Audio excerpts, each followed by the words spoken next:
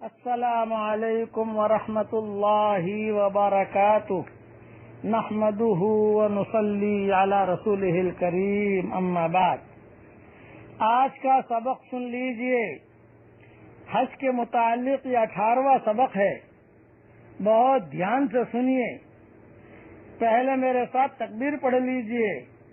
اللہ اکبر، اللہ اکبر، لا الہ الا اللہ، واللہ اکبر، اللہ اکبر، وللہ الحمد، اللہ اکبر، اللہ اکبر، لا الہ الا اللہ، واللہ اکبر، اللہ اکبر، وللہ الحمد، اللہ اکبر کبیرا، والحمد للہ کثیرا، وسبحان اللہ بکرۃ واصیلا۔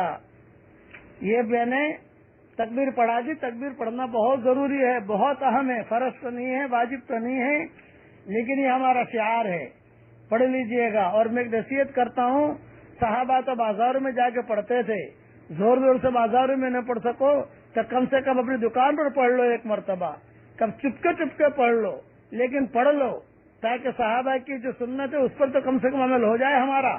اب حدیث سنیے۔ حضرت عائشہ رضی اللہ تعالی عنہ فرماتی ہیں کہ میرا دل چاہتا تھا کہ میں کعبہ شریف کے اندر جاؤں اور اندر جا کر نماز پڑھوں۔ حضور صلی اللہ علیہ وسلم نے میرا ہاتھ پکڑ کر حتیم میں داخل کر دیا اور یہ فرمایا کہ جب تیرا کعبے میں داخل ہونے کو دل چاہا کرے تو یہاں آ کر نماز پڑھ لیا کر، یہ کعبے ہی کا ٹکڑا ہے۔ تیری قوم نے جب کعبہ کی تعمیر کی تو اس حصے کو خرچ کی کمی کی وجہ سے کعبہ سے باہر کر دیا تھا۔ یہ حدیث ابو داؤد میں ہے۔ خرچ کی کمی کا مطلب یہ کہ اینٹیں لانے کے پیسے نہیں تھے اس وقت میں، اس لیے کعبے سے باہر کر دیا تھا۔ کعبے شریف کے اندر داخل ہونا مستحب ہے، اور وہ بھی قبولیت دعا کی خاص جگہ ہے، جیسا کہ کئی حدیثوں میں ہے۔ لیکن ایک بات یاد رکھنا کہ رشوت دے کر کعبے میں جانا یہ مناسب نہیں ہے۔ گناہ کر کے کوئی نیکی کا کام کرنا یہ مناسب نہیں۔ کچھ ڈاکو لوگ مجھے ملے، انہوں نے کہا مولوی صاحب ہم جب بھی چوری کرنے جاتے ہیں 2 رکعت صلاۃ الحاجت پڑھ کے جاتے ہیں۔ کیوں پڑھتے ہو؟ کہ اللہ پاک اس میں ہمیں کامیابی دے، برکت دے، تو ہم جو مسجد بنائیں گے، مدرسہ بنائیں گے، بیواؤں کے گھر چلائیں گے۔ میں بہت ہنسا ان کے سامنے۔ ارے میں نے کہا بھائی ایسی دعائیں نہیں مانگنی چاہیے، یہ تو آپ چوری کر رہے ہو، حرام کا کام کر رہے ہو، اس سے پھر حرام کے مال سے مسجد بناؤ گے تو کیسے چلے گا بھائی؟ اس لیے رشوت دے کر کعبے میں جانا مناسب نہیں ہے۔ یہ میں نے اشارہ کر دیا۔ عقل مند کے لیے اشارہ کافی ہے، بے وقوفوں کے لیے دفتر بھی ناکافی ہے۔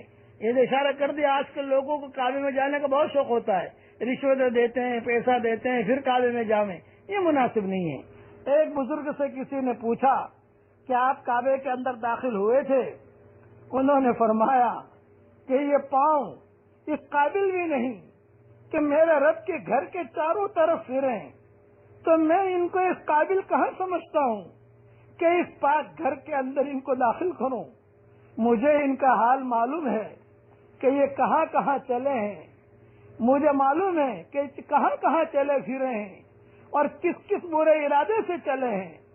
کسی کہنے والے نے کہا ہے کعبہ کس منہ سے جاؤ گے غالب، کعبہ کس منہ سے جاؤ گے غالب، شرم تم کو مگر نہیں آتی، بزمیں چو سجدہ کردم ز زمین ادا برآمد کہ مرا خراب کر دی، تو بسجدہ ریائی بطواف کعبہ رفتم بحرم رحم ندادن کہ میرو درچے کر دی، درون خانہ آئی۔ ترجمہ سن لیجئے۔ کہتے ہیں بزرگ میں نے جب زمین پر سجدہ کیا تو زمین سے یہ آواز آئی کہ تو نے اس ریا کے سجدے سے مجھے کیوں خراب کیا؟ اور جب میں کعبے کو گیا تو مجھے اندر داخل نہ ہونے دیا، اور یہ آواز آئی کہ دروازے سے باہر تو کیا کیا گناہ کر کے آیا ہے جو تیرے اندر آنے کی تیرے اندر امنگ پیدا ہوتی ہے. اس کے لیے یاد رکھنا کہ کعبے کے اندر جانے کی تمنا تو ہر مسلمان کو ہوتی ہے، لیکن حتیم میں داخل ہوا وہ بھی کعبے کے اندر کی جگہ ہے. آج ایک دعا سکھاتا ہوں، جب بھی طواف کرو یہ دعا ضرور مانگا کرو.